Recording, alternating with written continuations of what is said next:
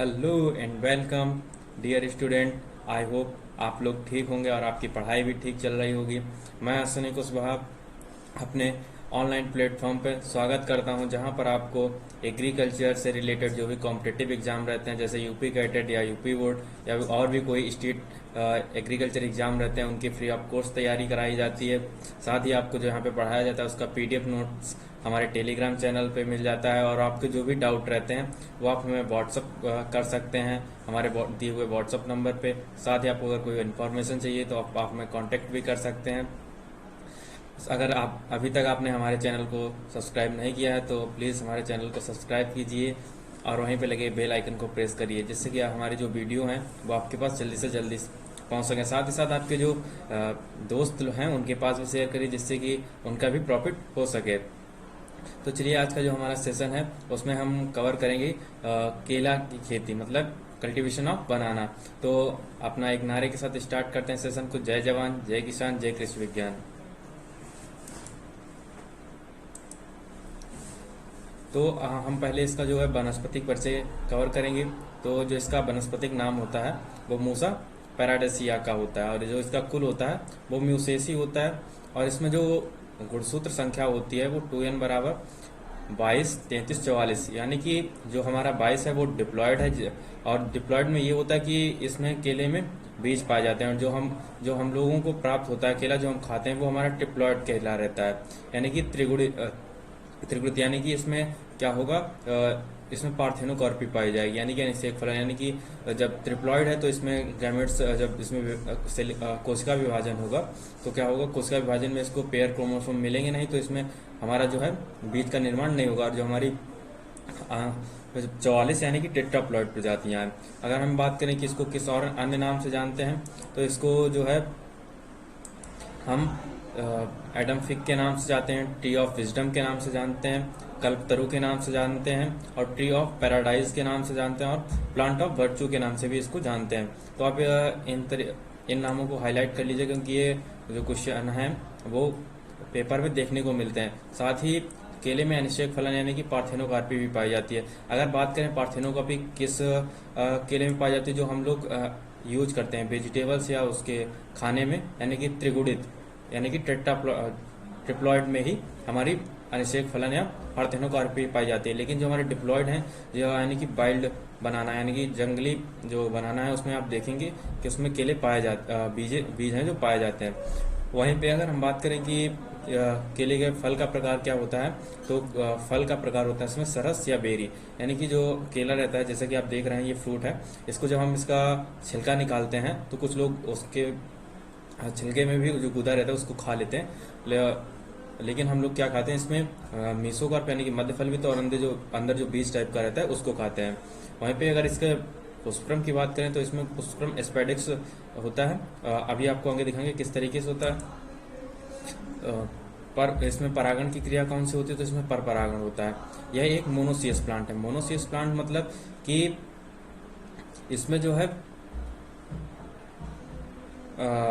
हमारे जो मेल और फीमेल फ्लावर रहते हैं वो एक ही पौधे पर पाए जाते हैं। मोनोसियस में कौन आ जाएगा, हमारा मक्का आ जाएगा, सीरियल्स क्रॉप आ जाएंगी। तो इसमें हमारा जो मोनोसियस प्लांट है, यानी कि इसमें मेल और फीमेल फ्लावर पाए जाते हैं। डायोसियस मतलब जिसमें अलग अलग पौधे पर मेल फ्लावर अलग पौधे पर रहते हैं, फीमेल फ्लावर अलग पौधे में रहते हैं, जैसे कि हमारा पपीता था।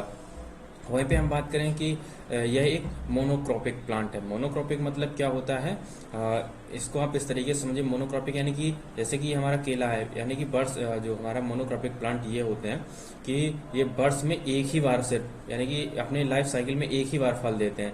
जैसे कि केला हो गया, हमारी जो ऑल सीरियल्स क्रॉप रहेंगी, जो हमारी ऑल सीरियल्स क्रॉप फील्ड वाली क्रॉप रहेंगी, वो सारी की सारी मोनोक्रॉपिक हो जाएंगी। लेकिन 99% जो फल रहते हैं,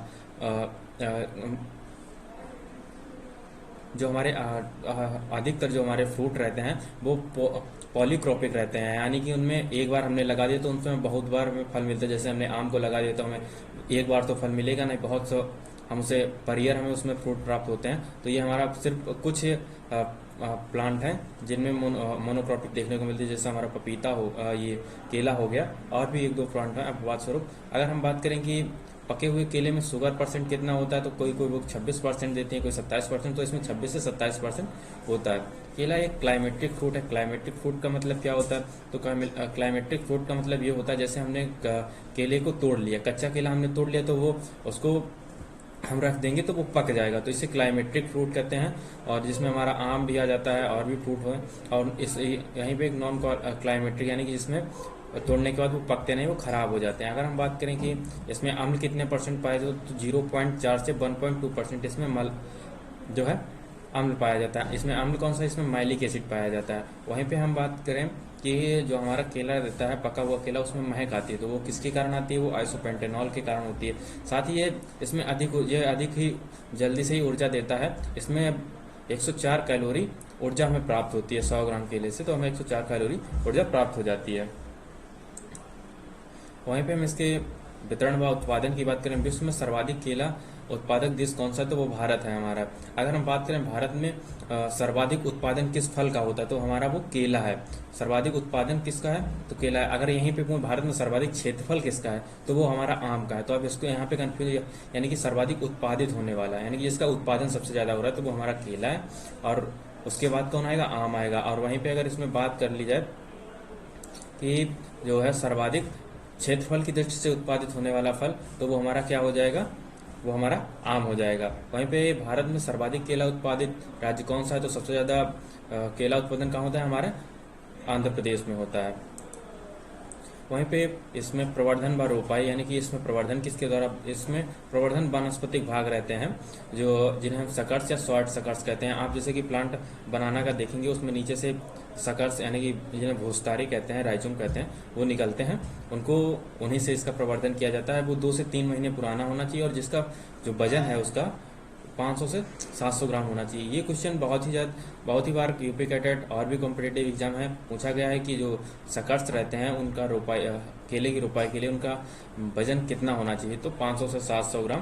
तो आपको वहाँ पे 700 750 ऑप्शन मिलता है, तो आप वहाँ पे 700 मिले तो 700 सही करिएगा, 750 मिले तो 750 ग्राम सही करिए। अगर हम बात करेंगे इसकी रोपाई कब करते हैं, तो इसकी रोपाई सितंबर से अक्टूबर माह तक करते हैं। और जो इसका अंतरण है वो 1.8 प्लांट से प्लांट की दूरी, 1.8 पौधे से पौधे की दूरी इसकी रखते हैं। ये डॉर्फ वैरायटियों के लिए है, ज़्यादातर हम लोग डॉर्फ वैरायटी उगाते हैं, तो ये उनके लिए है।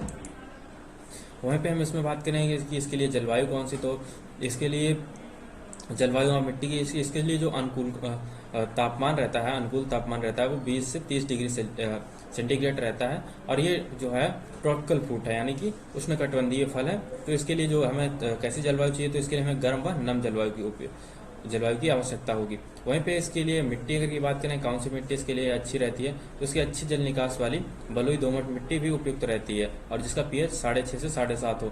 ये पीएच आप ध्यान रखिएगा क्योंकि ये भी इंपॉर्टेंट है, जो हमारे कैटेट और भी एग्जाम रहते हैं उनमें पूछा गया है। वहीं पे हमें जो प्रजातियां हैं जो इम्पोर्टेंट हैं एग्जाम की दृष्टि से, हमने उनको इसमें रखा है। तो आप जो इसमें हमारी डॉर्फ कैनविस हो गई, इसका जो आप ए देख रहे हैं, तो इसका ये जीनोम है। कभी कभी एग्जाम्स में जीनोम भी इसका पूछ लेते हैं, तो इसका जो जीनोम है ए, तो यह भी हमारी हाइब्रिड वैरायटी है। तो ये हमारा जो केला उत्पादन होता है उसमें ये सबसे ज़्यादा योगदान करती है। इसमें 58, जो हमारा 100% केला उत्पादन होता है उसमें 58% जो है ये हमारी क्रॉप का उगाई जाती है हमारी इंडिया में। तो यह एक व्यावसायिक किस्म है और ये सघन खेती के लिए भी उपयुक्त है। तो यहाँ पे खेती कर लीजिएगा, ये मिसप्रिंट हो गया। यहीं पे एक हमारी वैरायटी है रोवास्टा, इसका जीनोम क्या है AAB। ये हमारी जो सेकंड है वो व्यावसायिक किस्म है और ये पनामा बिल्ट व लीफ स्पॉट की प्रतिरोधी किस्म है। वहीं पे हमारी एक पूवन हो गई जिसका भी जीनोम AAB है। ये वेस्ट फॉर टेबल बनाना, यानी कि हम जो टेबल के ऊपर बना रखते हैं खाने के लिए, उसके लिए उपयोगी है। हमारी आगे हो गई ग्रांड नैने, और ये हमारी लेडी फिंगर, ये बहुत ज़्यादा पूछी जाती है क्योंकि लेडी फिंगर हमारा जो है कॉमन नेम रहता है भिंडी का, ठीक है, तो कंफ्यूज करता है, वहाँ पे भिंडी भी आपको दिया रहेगा। तो लेडीज फिंगर हमारी वैरायटी ने वो उसका उपनाम है। तो लेडी फिंगर किसकी वैरायटी है, केला की। वहीं पे बात जो इससे इम्पोर्टेंट टर्मिनोलॉजी है उसको कवर करते हैं। तो जैसे कि डिसकरिंग आपको एक फिगर से भी अभी समझाएंगे इसमें, पहले आप पढ़ देख लीजिए। आप जहाँ तक होगा इसको आप इंग्लिश में याद करिएगा तो आपको ये बहुत ही ज़्यादा सही रहेगा, और अगर हिंदी में तो कंफ्यूज रहता है, पर आप इंग्लिश में इसे अगर सही से पढ़ेंगे तो ये सही रहता है, क्योंकि हिंदी में ज़्यादातर लोग कंफ्यूज हो जाते हैं कि सकर्स क्या, भूस्तारी क्या होता है, अंधा भूस्तारी क्या होता है। तो आप इसमें इंग्लिश में आप इसको याद रखेंगे तो आप सही रहेगा, क्योंकि कोई भी एग्जाम रहता है उसमें इंग्लिश में पेपर दिया रहता है, तो आप लिख सकते हैं, कोई दिक्कत नहीं है। वहीं पे जो हमारा डिसकरिंग है इसका मतलब यह होता है रिमूवल ऑफ अनवांटेड सकर्स, यानी कि जो हमारे, जैसे आपको हम दिखाते हैं फिगर के जरिए, ये जैसे कि हमारा ये जो बनाना का प्लांट है इस तरीके से हमने लगाया है इसको, ठीक है। तो इसके बगल से आप देख रहे हैं कि ये जो सकर्स है इसके पास से निकल रहा है, यानी कि जब इसको ग्रो कर देंगे 5 से 6 महीने के बाद यहाँ से सकर्स निकलेगा। तो ये क्या करता है, जब यहाँ से निकलेगा तो जो हमारा, एक तो मेरा उस समय जो मेन प्लांट है उसमें फ्लावरिंग हो रही होगी, और अगर यहाँ से जो सकर्स निकलेगा तो ये इसके साथ पेयरली कंप्लीट करेगा, यानी कि इसके साथ समानता बरतेगा। जो इसको न्यूट्रिएंट चाहिए वो यहाँ से इसको चाहिए जो वो ये खींचेगा। तो हमें क्या करना चाहिए, जो हमारा ये सकर्स है इसको हम हटा देते हैं, जैसे कि आप फिगर में देख रहे हैं इसको हटाया जा रहा है, तो इसी को हम क्या कहते हैं, डिसकरिंग कहते हैं। तो इस तरीके से आप इसको समझ गए होंगे बेटर तरीके से। और वहीं पे हमारा प्रोपिंग, support given the fruit bunch beer plant, यानी कि इसमें क्या रहता है, सपोर्ट, यानी कि जो हमारा फ्लावरिंग हो गई उसमें फ्रूट सेट हो गए, तो क्या फिगर के जरिए समझते हैं। जब हमारा फ्रूट उसमें सेट हो गया और हमारा जो स्पैडिक्स है उसमें फ्रूट लगने तैयार हो गए, तो क्या करना चाहिए हमें, तो उसमें एक जैसे कि हमारा प्लांट, उसमें हार्बिसियस प्लांट है तो उसमें लकड़ी रहती नहीं है, तो जब उसमें ज़्यादा वेट हो जाएगा तो वो एक तरीके से झुक जाएगा, जैसे कि देख रहे हैं। तो उसमें हम एक लकड़ी की सहायता से उसको सपोर्ट कर देते हैं, तो इसे क्या कहते हैं, इसे हम कहेंगे प्रोपिंग। और अगर वहीं पे आपसे क्वेश्चन पूछते हैं कि स्टोकिंग किससे संबंधित है और स्टोकिंग होता क्या है, तो आप कमेंट सेक्शन में जरूर बताइएगा कि किससे संबंधित है और ये होता क्या है। अगर आपने अच्छे से पढ़ा होगा, जो हमारे सर हैं उन्होंने पढ़ाया था स्टॉकिंग के बारे में, तो आपने उसमें अगर वीडियो देखी होगी तो आप बता पाएंगे, ठीक है। तो इसे हम क्या कहेंगे, प्रोपिंग कहेंगे।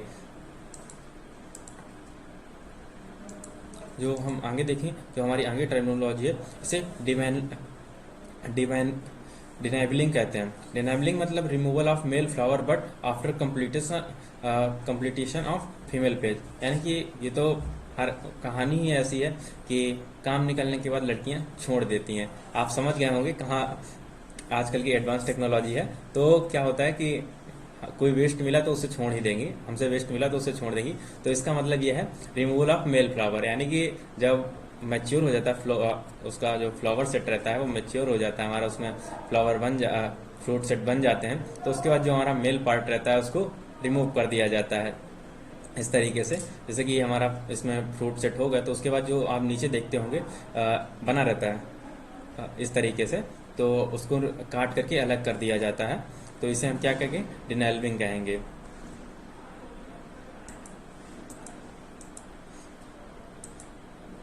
अगर हम इसकी बात करें, इसकी उपज कितनी होती है, तो इसमें प्रति हेक्टेयर जो घेर रहती हैं, ये जो पूरा फ्रूट सेट का वो रहता है तो इसे हम घेर कहते हैं। तो इसमें प्रति हेक्टेयर कितनी घेरें रहती हैं, वो 3333 घेर रहती हैं। वहीं पे अगर एक घेर से कितने फल प्राप्त होते हैं, जो एक घेर रहती हैं इसमें कितने फ्रूट रहेंगे, तो इसमें 50 से 100 फ्रूट रहते हैं। वहीं पे अगर हम इसका भंडारण करना चाहें तो इसके लिए जो 13 डिग्री सेंटीग्रेड तापमान रहना चाहिए और जो हमारी ह्यूमिडिटी है वो 85 से 90% होनी चाहिए। वहीं पे जो इसमें डिजीज़ हैं जो बहुत ही ज़्यादा एग्जाम्स में पूछी जाती हैं कि पनामा बेल्ट पनामा बेल्ट जो हमारा रोग है तो वो किसके द्वारा होता है, वो कवक जनित, ठीक है। तो आप इन्हें हाईलाइट कर लीजिएगा क्योंकि ये क्वेश्चन बहुत ही बार पूछे गए हैं कैटेट में और पूछे जाएंगे, ठीक। तो जो ये पनामा बेल्ट है हमारा, ये कवक जनित रोग है और ये किसके द्वारा होता है, फ्यूजेरियम ऑक्सीस्पोरियम जो वैरायटी है क्यूवेंसेंस, इसके द्वारा होता है। और जो हमारी बंची टॉप है या कैवेज टॉप है, ये बंची टॉप कहते हैं और इसे कैवेज टॉप भी कहते हैं। तो ये एक वायरस जनित है। वायरस जनित इसका जो बाहर का कीट रहता है वो कौन है, बनाना एफिड, ठीक है। तो ये बहुत ज़्यादा पूछा जाता है। इसका जूलॉजिकल नेम क्या होता है, पेंटोनोलिया नाइग्रो नार्वोसेरा होता है। और वहीं पे एक हमारी जो डिजीज़ है सिगुटोका, यानी कि ये भी एक कवक जनित रोग है जो कि सर्कोस्पोरा म्यूसिकोला के द्वारा होता है। अगर आपको ये सेशन पसंद आया हो तो वीडियो को लाइक करें, कमेंट करें, साथ ही साथ अगर आपने इसको चैनल को सब्सक्राइब नहीं किया तो प्लीज़ सब्सक्राइब कर लीजिए। और अगर आपको कोई भी समस्या हो इसे समझने में तो आप कमेंट सेक्शन में जो भी क्वेश्चन डाउट रहें तो कमेंट सेक्शन में करिए, नहीं तो आप हमारे व्हाट्सअप नंबर पे भी कमेंट कर सकते हैं। तो आई होप आपको ये सेशन पसंद आया हो, तो थैंक यू।